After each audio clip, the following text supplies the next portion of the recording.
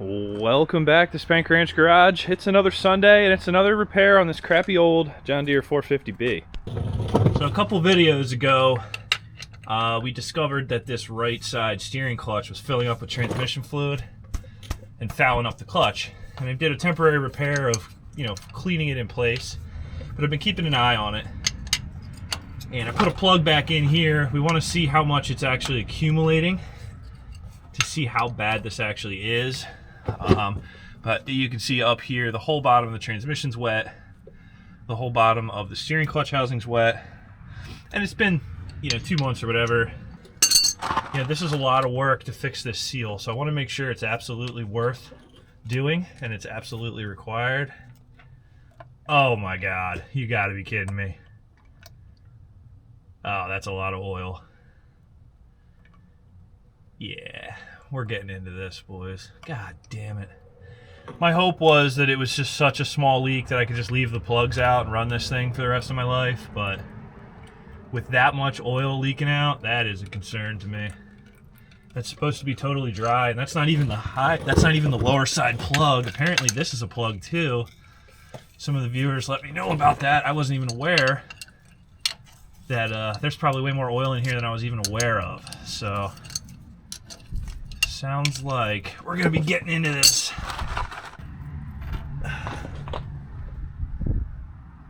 Interesting, I got nothing out of that one. Though it could just be totally plugged with crap. Well, it is. It's plugged with greasy deposits. So it's looking like we got to pull this steering clutch apart and get to the seal between the transmission and the steering clutch housing.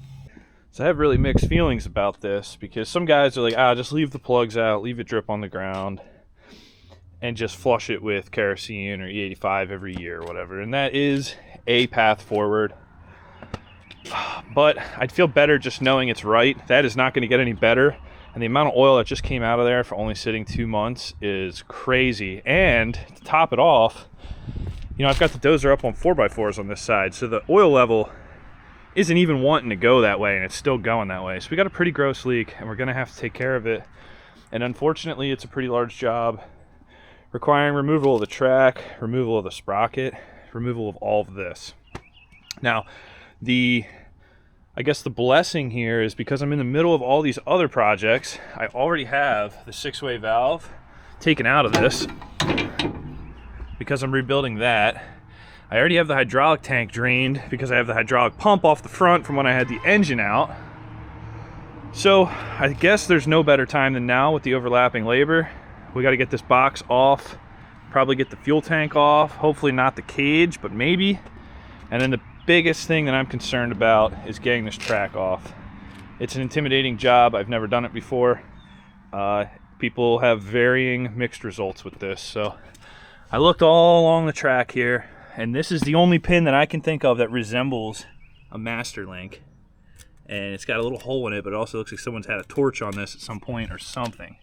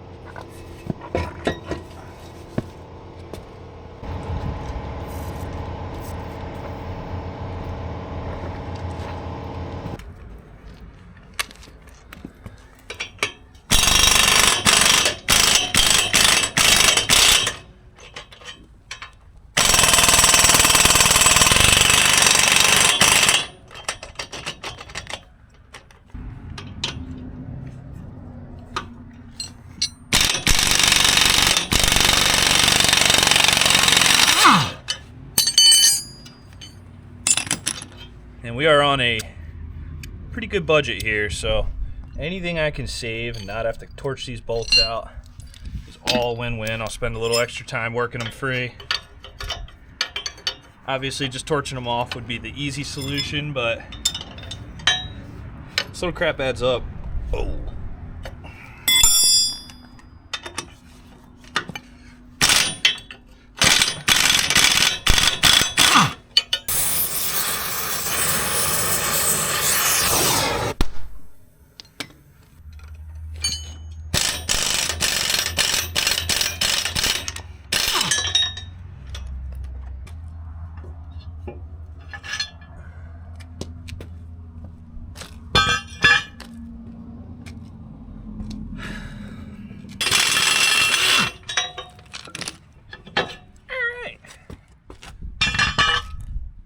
to start, this is the pin we're looking to drive out.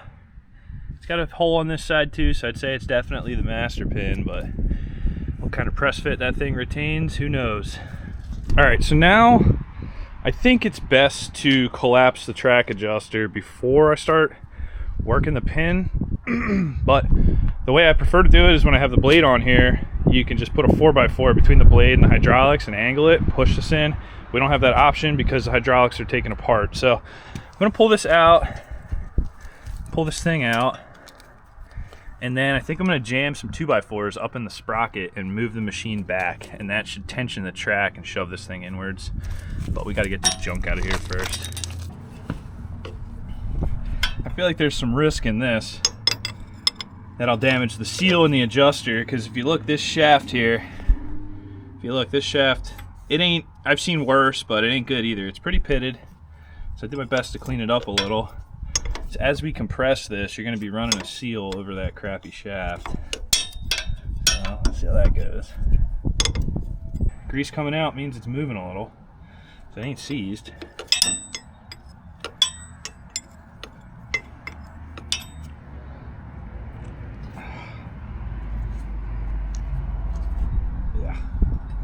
There we go. She's oozing. That's good, that's what we want. Now this thing actually moves a little better than I thought it was. I'm just standing on the track and I'm getting it compressed.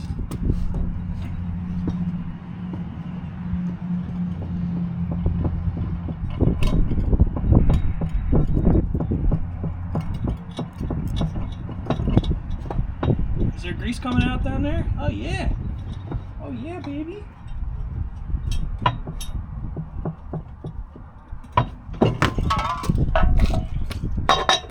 Look at that snake. All right, so now we got to come up with a plan to drive this track pin out. The right option is a track press, big C-clamp hydraulic, press this out. But here at Spank Ranch Garage, we don't have anything like that. What we do have is a pulley collar for Bridgeport Series 2, which fits pretty nice over that. And then we got a pin out of my skid steer. And what I'm thinking is welding this sleeve onto here to support this pin, and then I can whale on this with a 10-pound sledge while getting some heat into this and potentially drive this out. There's no way I'm going to be holding this and swinging a sledge. You know, I wouldn't even ask someone to hold that as I'm swinging. I ain't that good. So I think just welding this on here, giving a little guide for the pin, and just going to town on this, and we'll see what happens.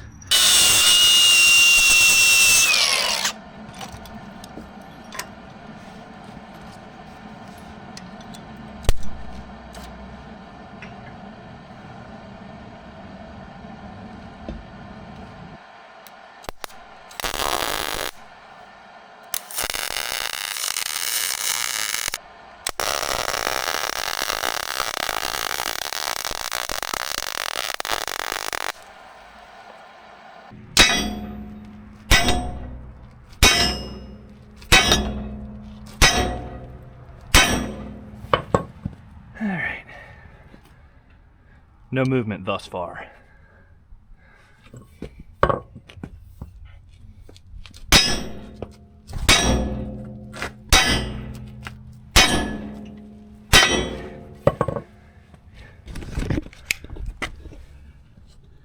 That's movement, baby. I think I'm going to introduce a little heat to this, warm her up. Let's keep on beating.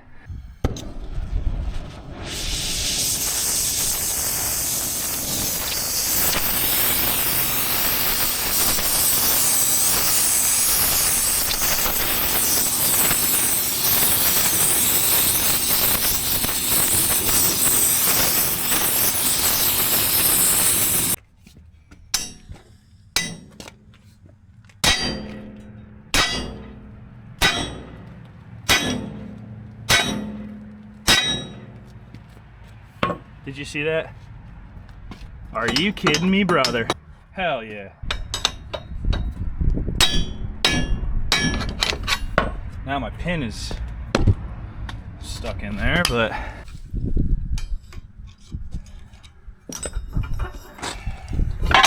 oh! You guys okay there on YouTube land? Camera took a little bit of a blow there. Anyway, Got my pin out. The shims went flying. I guess there's shims in these tracks or spacers. I gotta figure out where the hell they go. This track is split, baby. I was dreading this for months, and that really wasn't bad. Now we gotta do some maneuvering.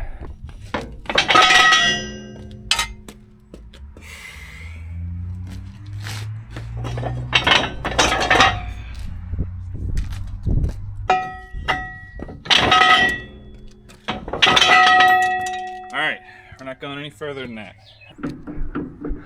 We up in here. So the reason for actually having to take this off, I didn't say it earlier, is the sprocket's got to come off, and then we got to clean up back here on the final drive. There's a cover that's going to allow us to pull a shaft out of the center of the steering clutch.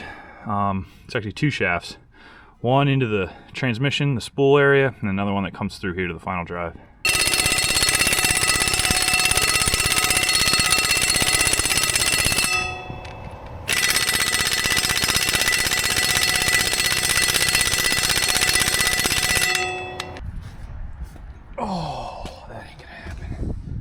That ain't good, my friends.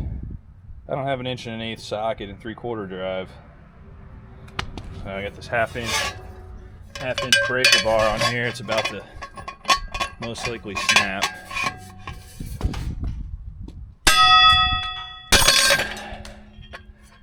Yeah, who would have thought that would happen, huh? Guaranteed for life. Time to head to AutoZone. All right, we're back with some Taiwanese action here. Got the Harbor Freight 36-inch breaker bar. Oh yeah, baby. This should hold me over until I get a better impact gun. I mostly do automotive repair, so this is a little outside of my wheelhouse tool sizing here. This thing's pretty sweet.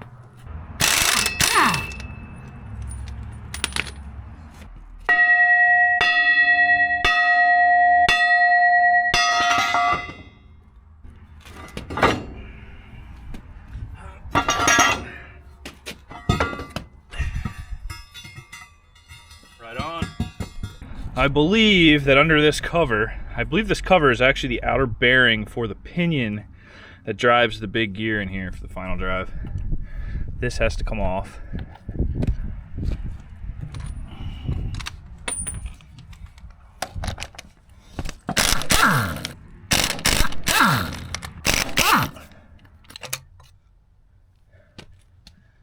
Nice, Milkshake City, baby. Love seeing that in there. Tell this thing's been sitting too. We're gonna be checking all these bearings. Yeah, that's nice. That final drive's pretty well full of water. That's cool. I like that.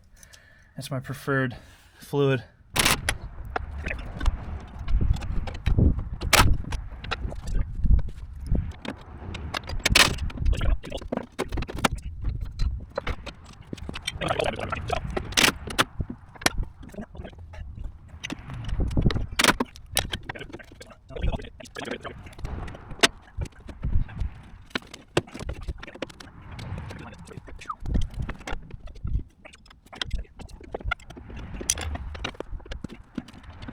Hopefully this thing ain't heavier than it feels.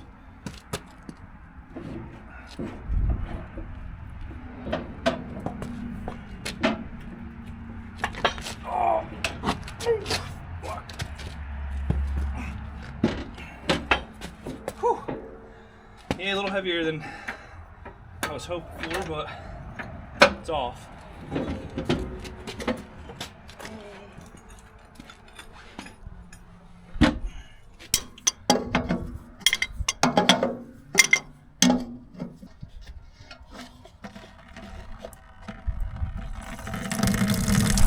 Holy sediment. Jeez. I don't know if I'm more worried that I don't have the cherry flavor in there, or there's a lot of sediment in that. I think I only have a couple gallons in here, but when I'm trying to lift this off, the less crap sloshing around, the better. You really get to appreciate how many times this machine's been painted when you get this deep. I'm seeing like 50 shades of yellow in here. Let's catch it.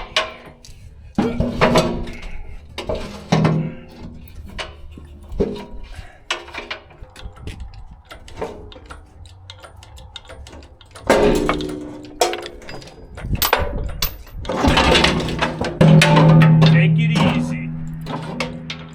Take it easy. All right.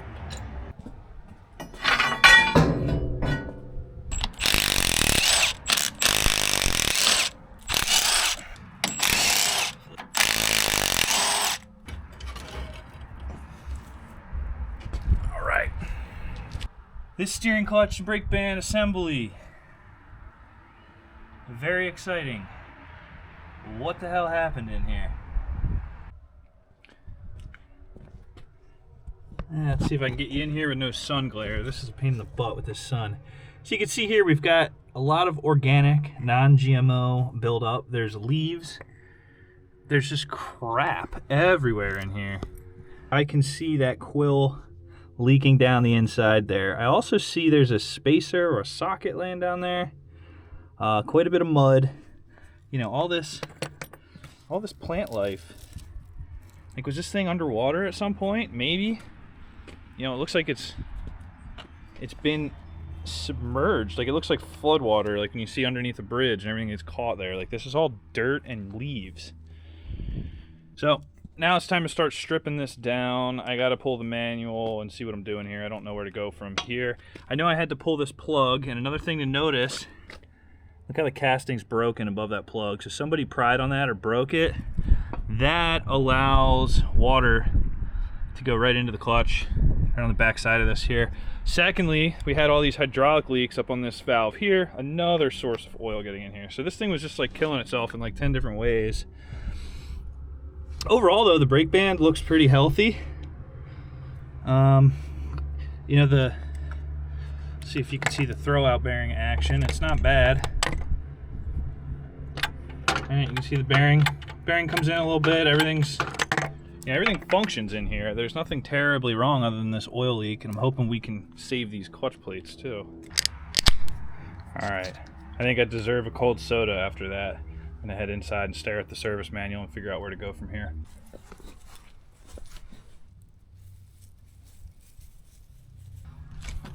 Alright, so 3/8 extension is literally perfect. Gets right down there on it, and then we can put a wrench on the square end of that. Breaker loose.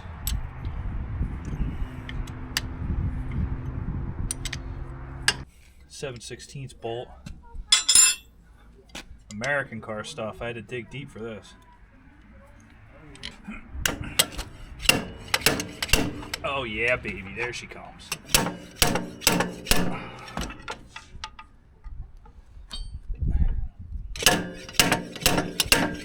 I guess we're trying to slide that off the bearing.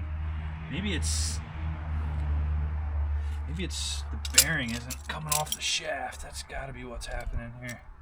Looks like we're trying to leave the bearing in there.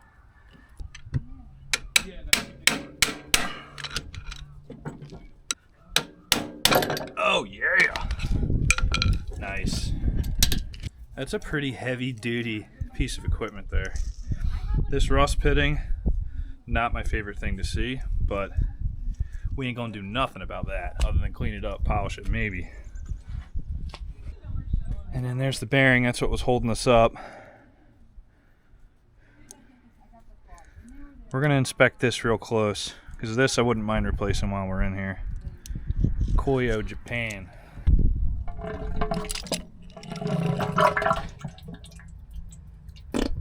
Anyway, in there is the shaft that actually goes into the spool or the differential of the dozer. So once I support the clutch from the top here, we're going to put a long bolt down the center, try to pull that shaft through, and that will allow us to pull this whole assembly up and out. That's a rubber oil seal, and it actually feels half decent. It's actually still got pliability to it, which is interesting. So now I believe that this is just a matter of disassembling everything in here, getting this shaft out, which this stuff's at least free on this. If you remember when I did this side steering clutch, I did a partial job on that. This was all seized, and that was the problem. the brake was unable to move independently of the clutch. So this is all nice and free on this side, which is surprising, but also not surprising. Anyway, I'm going to pull this linkage apart, try to pound all this crap through, disconnect everything, and then I got to get the throwout bearing fork out of here somehow, but there's so much junk in here, I can't even tell what I'm looking at. There's a bolt. See, that's key. There's a bolt. I like that. So maybe that's just the pivot bolt, or maybe you take the pivot bolt out and that's how you get it out. I don't know. But once all this is out, the plan is to then swing the brake band, the tabs up, put a chain around it, put some tension on it, and then pull that center shaft out. I think we'll get her out of there. There's the old Farmer Special with the trim nail cotter pin.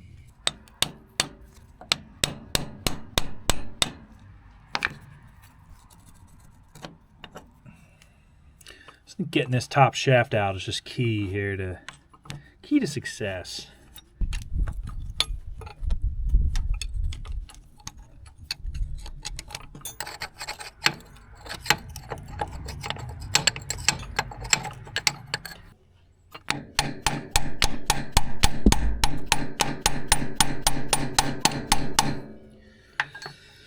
Alright, that's some movement. There's a freeze plug here that pops out because I had the other one pop out before. If I hammer this way, I'm pretty sure there's a snap ring under this. And then we could pry this clip off. But really, we might not have to if we send this thing all the way through and I get the keyway out from over there.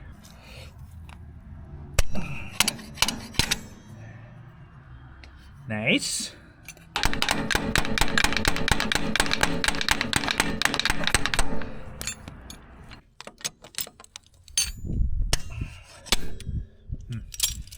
Stuff work. I mean, that just fits.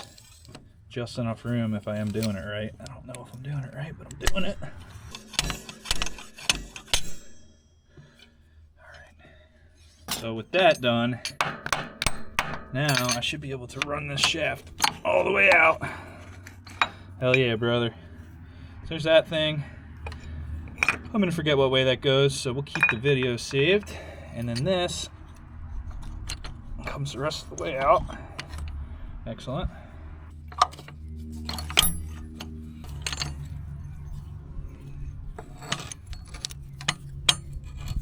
Yep, so we can slide this pin out of the way, and then I can get straight shot on this 3/4 inch bolt here.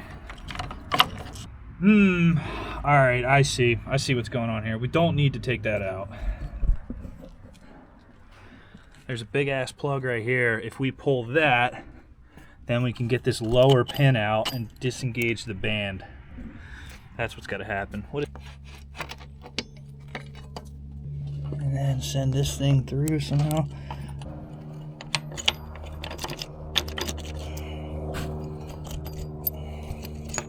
Okay, now we get to slip the top of the band up.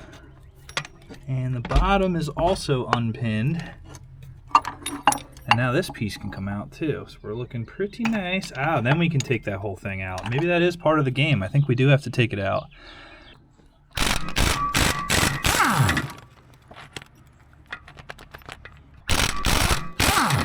3 bolts. We'll see if I can get it out. Yeah. It's like it's got bosses on the back or something. Yeah. So those things were really in there. Some prying and some banging. And she's out. More organic plant life material. So now we're where I want to be, where we can spin our brake band around and use it as a lifting device. So at this point, I'm not convinced the throwout bearing fork has to come out, but let's see about that. So I put the bolt through here, so we have a pin to lift, and then I got a Miata air conditioning belt, I think. We stuff that through, and through this hole down here. Okay, yeah, now we should just be able to hook this and take the tension off.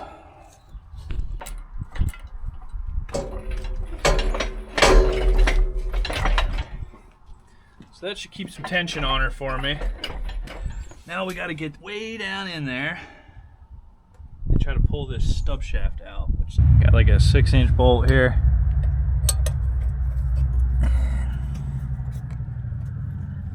Fits, it ships. 3/8. And we'll get our vice grip in there. Let's give her a little yank.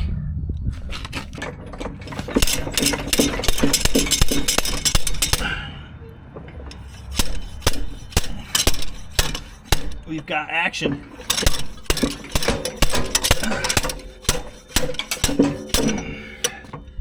Okay, let's let a little tension off.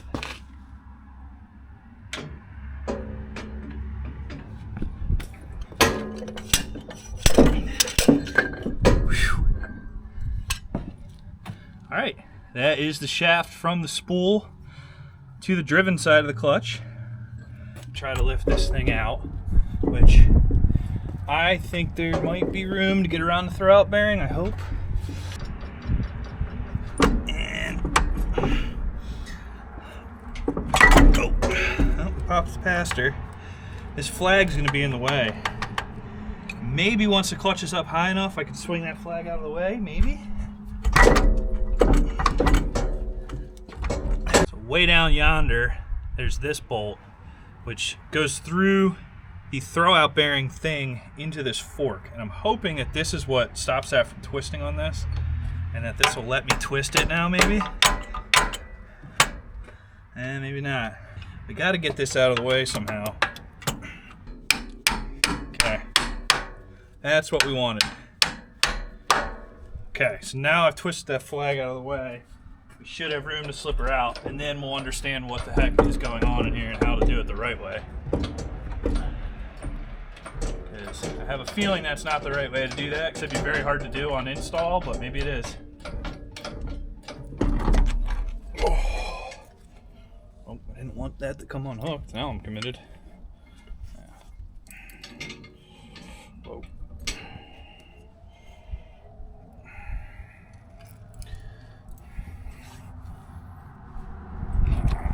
Okay, we got the clutch out. Wow, listen to that throwout bearing. That's a sweet, sweet, sweet sunshine there. Yeah, look at that. Now this whole thing comes up and out and everything comes apart nicely. Yep, here's your throwout bearing. Listen to this. Yeah, that's gonna have to get changed. That actually looks just like the engine one. I wonder if it's the same part number. There we are. And we have eyes on our oil leak, and that's the most important part, and that's what we're here for. So the oil leak is coming from the bottom of this quill, as we assumed. And I don't know how it looks on camera, but you can see there's literally a trail of oil running to that bottom drain hole right there, and it is coming from the bottom of this quill. It's not coming from inside the quill shaft, as I expected, sorta. So I think it is that O-ring that seals this, whatever you want to call it, output flange or quill flange or whatever, to the transmission. So I think I was 100% spot on with my diagnosis, which I'm very happy with. But it is a doozy to get here. And when I'm saying there's inches of material in here, I'm not kidding. Like, the reason we didn't get any oil out of that front drain bolt is because it's literally plugged with dirt and shit. Hole here, and then we have a drain hole here. This hole's way higher, so I figured out if you got oil level here, you got it down here. That mud was actually creating a liquid tight seal. This whole chamber is full of mud. It was coming out here because that's directly underneath the quill shaft where our leak is. So initial look at the brake band here, the first thing I notice is they're riveted, which is nice. Looks pretty thick. Like, that looks well within service limits to me.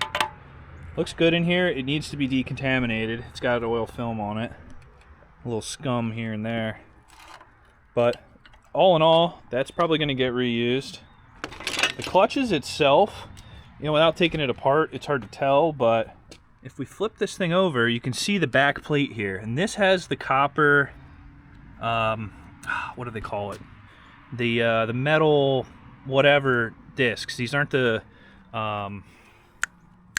they're not the organic discs that would have came in this back in the 60s. So based on the fact that I can see the grooves here and there's a lot of clutch material left there, I think this clutch is going to go right back in. It's actually very clean considering the environment it came out of. I think that ethanol flush we did on this was excellent. I mean, I cannot believe how good this looks. Maybe I should disassemble and clean it further. We'll see how I feel. I guess really we should just do it all. We're in here and this was a pain in the ass to get it out. Let's do it all. All right, let's get into the reason why we did all this work. Let's get this quill thing out of here. See what it looks like.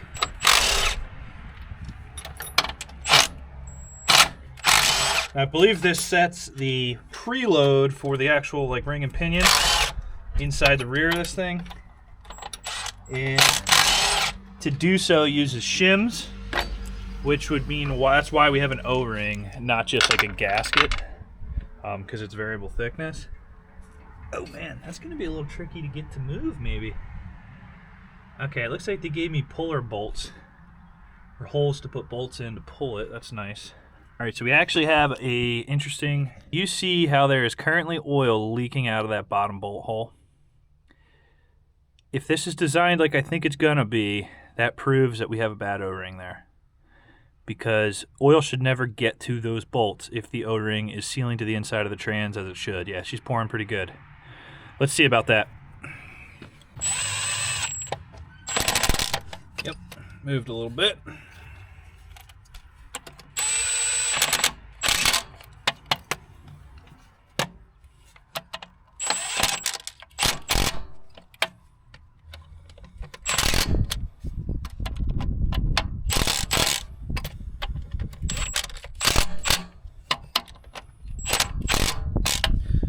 Past the lip of disgusting scum. And there we are. All right, baby. So also, something to notice is, remember this dozer is not level right now and the trans fluid is a little bit low and the fluid is just below this surface. This surface here is where this O-ring seals. Right, and this is the O-ring in question here. You can see it's just really flat.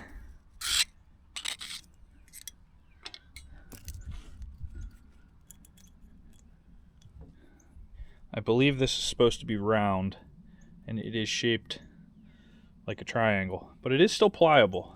There's a seal inside of here. It's super pliable. It looks new, like it's still pretty fresh. What I'm waiting to see is oil coming out of this bottom screw hole right here? Is the housing punched through? That's what it looks like to me. And what that means is this O-ring is supposed to seal to that inside bore. These bolts, in my opinion, should not see oil. And what I'm seeing here is we have a constant stream of oil making it through that lower bolt, meaning that probably what happened is sometime in life when someone had this apart, they may have put too long of a bolt in there and broke the rear of the casting out, or they had oil behind it. When they rammed it down, it hydraulically ruptured the back of that casting. See how on the back of this hole here, there's like that bump out, that nipple? Right, that's a cast, that's closed. That's not a through hole into the transmission, or it's not intended to be. But that's what's happening there. That thing's leaking. So this has probably been leaking since this steering clutch was replaced. If I had to guess, based on how new all that looks, somebody came in here, did the clutch, did a decent job at it, but something went wrong with this lower bolt hole here, and they penetrated the casting in one way or another. And now that has allowed a leak path through the threads of the bolt, because I noticed when these bolts came out they were super oily, but that allowed a thread or a leak path through the threads, and it drips out between the shims then here and weeps its way through. It's kind of crazy to believe because it was leaking so much, and like you see, it's leaking down the wall right now. But that is absolutely how that oil's getting in there. So we need to figure out why that happened and how to fix it. Well, that sealed the deal. So I literally reached my finger in here to feel what this casting felt, and I knocked what was left of it out, and it fell down inside the trans. So I'm not happy about that. We'll We'll see if we can catch that in a drain pan or with a magnet, but look at this pumping out of here now. So that's our problem. I'm gonna lower the trans fluid level. We'll get a picture of what's going on in here, but this is a really interesting finding. This is not exactly what I expected to find. I really thought it was a failed O-ring. We're gonna replace that anyway, but I did not expect to find a casting defect like this. All right, guys, it's getting crazier by the minute. I was able to fish the broken piece out of the bottom of the transmission. That is the inside of that casting. That's the end of the bolt hole. You can see where the drill went in. There's no mark on this from a bolt contacting it, meaning this happened hydraulically. So the last mechanic that was in here, being that that hole is, you know, submerged in fluid normally, I drained 4 gallons out of the trans and got the fluid down. Maybe you can see it. I don't know if I'll be able to. You guys can see right through that hole. There's my finger on the back. So what happened was there was oil in this hole, and when he torqued that bolt down, he or she, we don't know who did it, when whoever torqued that bolt down, they fractured the end of that casting off, and it's no longer a sealed bolt hole. So all this labor, I'm going to put a new O-ring in it for good practice. I'm going to put a bearing on the outs, or I'm going to put an inside bearing on the final drive just because there was some pitting on the rollers I didn't like. And I got to find a way to seal up these threads. I'm going to look around. I'm sure there's a product for this. I know some of the cars I work on, the crankshaft, the flywheel bolts actually go into the oil area, and you have to seal them up or you'll have a leak. This area isn't under pressure. It's just, you know, just fluid level against it. So all this work, tearing the track down, the clutch out, all this crap is because of one little mistake that anyone could make. I mean, anybody could make this mistake. I don't blame anybody for this. I've certainly rammed bolts into holes with oil in them before, and most of the time it doesn't matter. But here, that's a catastrophic failure, and it will put one of these clutches out of service. So, man, so this was a cool one. It's not cool that I had to do all this work, but it's cool that we have an absolute positive root cause smoking gun of what was causing oil to get in and contaminate this clutch. You know, it's a lot of work to get to this point. I've been working on it for the majority of the day. I'd say it probably took me 4 to 5 hours to get to where we are here. Now, I already had the hydraulic controls removed and the hydraulic tank drained, so that saved me probably another 2 hours of labor there. So the repair on this one, we'll figure it out. I'm not exactly sure how I'm going to seal that hole up yet. I think there's some products out there specifically for this. I'll have to do a little research on that. But otherwise, I'm going to clean everything up, put her back together. I'm not going to film that. It's going to be the exact opposite of how we got it apart. But I think if you just were replacing steering clutches, you may find this video helpful. I tried to show a lot of detail of how to pull this apart. Maybe I didn't do everything totally the right way or the way that you would do it, but like I said, I never did this before. I'm just out here winging it. So let me know what you think about this down in the comments. Have you seen this before? Is this a thing on these John Deere 450s, or is this some freak event that, you know, I just got burned on? You never know. That's wrenching. You never know what's going to happen, what you're going to find. Well, anyway, thanks for watching Spank Ranch Garage, and I'll see you next time.